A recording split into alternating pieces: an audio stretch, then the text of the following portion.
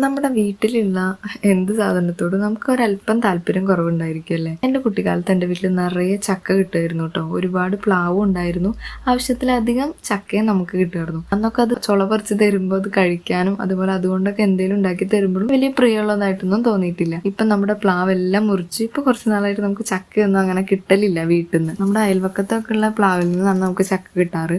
അപ്പോൾ ഒന്നോ രണ്ടോ നമുക്ക് കൊതി മാറാൻ മാത്രമല്ലേ കിട്ടുക. അങ്ങനെ കിട്ടിയ ഒരു പീസാണ് കേട്ടോ ഈ ഒരു ചക്ക. അതിൽ നിന്ന് ഞാൻ കുറച്ച് ചുള പറിച്ചിട്ട് ചക്കപ്പായസം ഉണ്ടാക്കാമെന്ന് വിചാരിച്ചു. നിറയെ ചക്ക കിട്ടിയിരുന്ന കാലത്തൊന്നും ഞാൻ ഇതിൻ്റെ വശത്തേക്കേ തിരിഞ്ഞു നോക്കിയിരുന്നില്ല.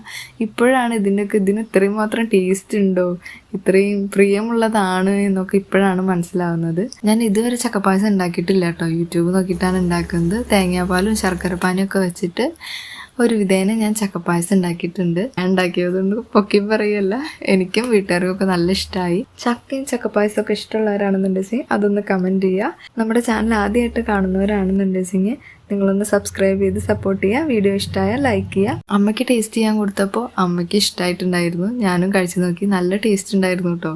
അപ്പോൾ അടുത്ത വീഡിയോ ആയിട്ട് കാണാം.